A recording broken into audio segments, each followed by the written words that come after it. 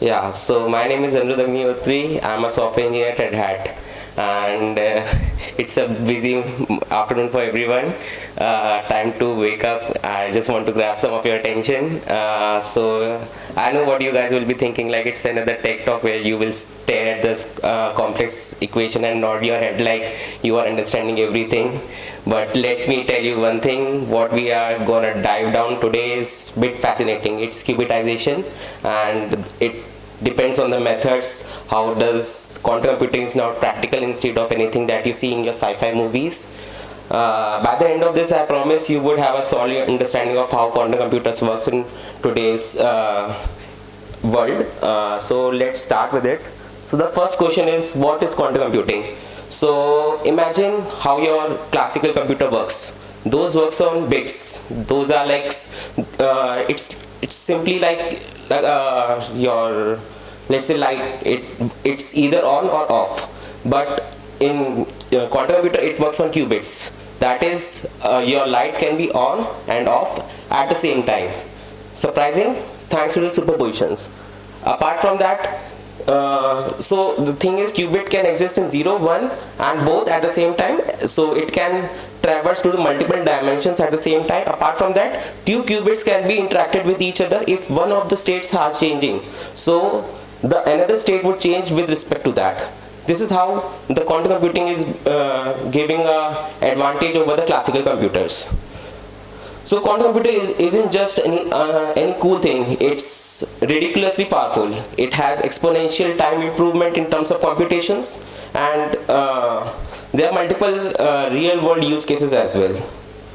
So now, if everyone thinks like if everything is better in quantum computing, so what's the reason that we are not using quantum computing nowadays? So the question is, today's quantum algorithm depends on Trotterization. So Trotterization is a way where you do simulations by step.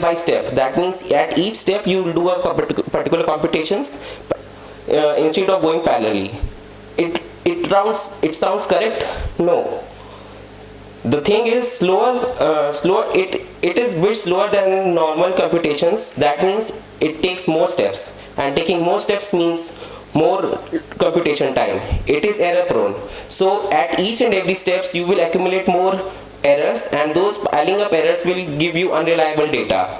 And it's totally energy hungry. It's like you have 37 Chrome tabs open on your laptop and you have forgotten your charger at home. So it's the way it consumes your power. So what's the solution for this? So here we enter into qubitization, our quantum knight with a shining armor. So qubitization in quantum computing is a technique that helps to simulate Hamilton dynamics more efficiently. The Hamilton dynamics means you use the quantum computer to evolve over time with the crucial fields such as in chemistries and physics. So the process involves block encoding. That means you will try to solve the problems in a particular block encoded manner rather than just solving the problems in a singular manner. Apart from that, it also helps in phase estimations and lower time processing. What it helps is basically it helps in parallel processing as well. When you start doing parallel processing on a particular optimization rule or something like that, if you want to do a particular set of data analysis or something like that, the parallel processing will help you in that. And the term which I told you before, the entanglement and the superposition, that would also come in the place at the same time. So qubitization is not just about making your things faster, it also helps making your system build more smarter and error prone. So now the thing is, how does qubitization outperform the Trotterization? That is the older way of solving the problem. So the first parameter is speed, another is accuracy, and third is efficiency. So qubitization drastically reduces the runtime, and it solves our problems even more faster than older methods. Second is accuracy. So you can think of it like you are solving 100 cubes problems by sampling rate rather than solving them one at a time. And in terms of efficiency, it will reduce your power as compared to the older traditional methods that makes them more practical and in terms of scaling as well. Quantum computing is also helping real world application as well. Some of the examples are drug discoveries, artificial intelligence, and logistic optimization. So if you want to simulate the molecular design for your medicines or whatever drug data that you have, so you will be able to create them faster, and you will be able to go through more trial and error basis using this framework. Apart from that, in artificial intelligence, it helps in working smarter, faster, and it can help you in predicting your next binge watch movie that you want to watch. In terms of logistic optimization, it will help you finding the best shipping routes, and it would so your Amazon parcel can actually arrive on time for this time.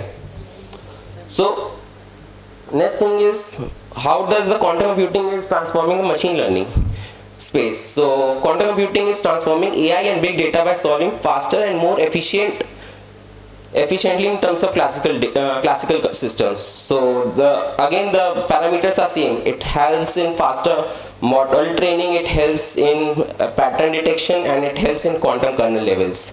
So it would be same like if you are using a large data set, it can help to reduce your data sample sizing by using them parallelly rather than just doing every computation serially order. It can help you in downtime your training time from weeks to hours. It helps in recognizing the pattern detection, and it used to follow the complex trends that we have rather than just going straight away to the particular steps that we have. Apart from that, it helps in fraud detections when you work when you integrate with the financial subsystems or something like that. So it helps in that as well. So now we want to talk about what's the adoption, how the companies are adopting, and what's the industry impact for this thing. So quantum computing is not just any theoretical thing right now. It's actually now transforming the industries. Companies that can adopt early can gain a advantage as we see in the terms of AI before coming it to mainstream. So key industries that are investing in quantum computing are finances, healthcare, logistics, and cyber security. In terms of finances, JPMC and Goldman Sachs use quantum computer for their fraud detection and risk modeling that helps them to save millions of dollars. The companies in the healthcare sector like Pfizer leverage quantum computers to cut down drug discovery time from years to months, and it helps them in accelerating the development life cycle for the treatment of the diseases. Apart from that, in terms of logistics, DHL and FedEx companies like these use the quantum computing in terms of solving by getting the proper shipment routes for reducing the fuel cost consumption. And a fun fact is that companies like Volkswagen use quantum computing to reduce traffic congestion in Beijing by 15%, proving the real world impact for this. So if everything is so nice, what's the concern? So one of the biggest concern is quantum will break traditional encryption models. So nowadays in our day-to-day transactions that we do, RSA 2084 encryption is being used. So what happens is, if your every transaction happens through this, after the implementation of quantum computers, the quantum computers can easily break those encryptions within minutes. So your all transaction won't be that much secure. So what's the solution for this? So the solution for this is post-quantum cryptography, a method that can withstand quantum attacks, and it can do multiple more roles of binding and more roles of encryption on top of that encrypted data.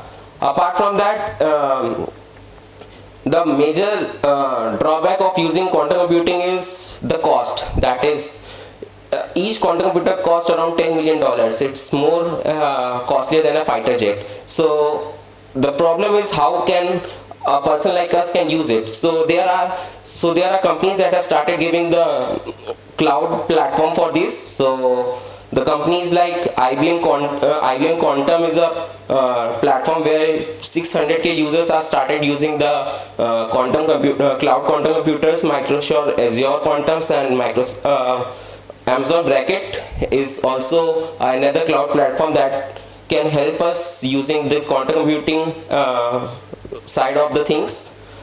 Any company, big or small, can leverage the quantum computers today and get a massive cost benefit and get an early mover advantage for using these things.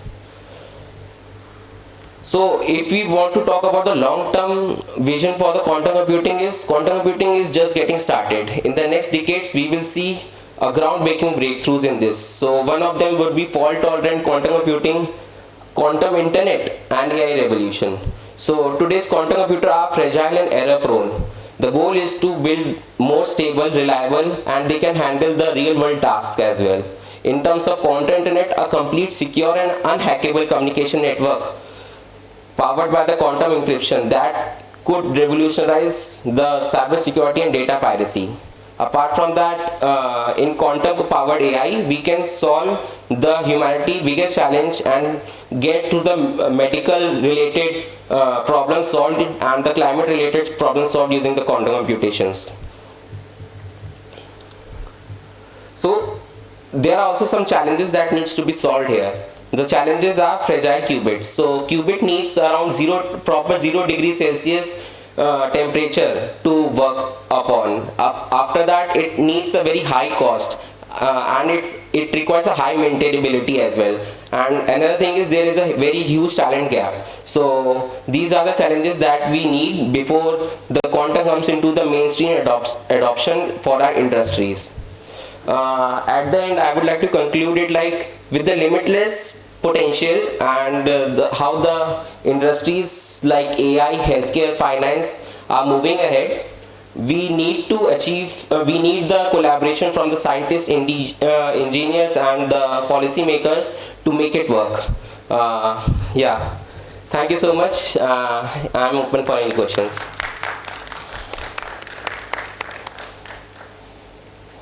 Hmm. Technology of quantum computer gets into their hands. How do you think the public should care for the evolution or how will it benefit them? For example, now we have ChatGPT, so every layman is able to use it. So Yeah. why should the major public care about quantum? Yeah, so those are different concepts. So GPUs has a different architecture. They also work on parallel processing, but they works on the classical computation style, that is using bits. But in case of quantum computing, it helps in thinking over the multiple dimensions as well. So that's the bigger difference cases. As soon as we are more jumping into it, we get more data along that side. So it would help in giving more precise and reliable data in terms of that. Any other questions?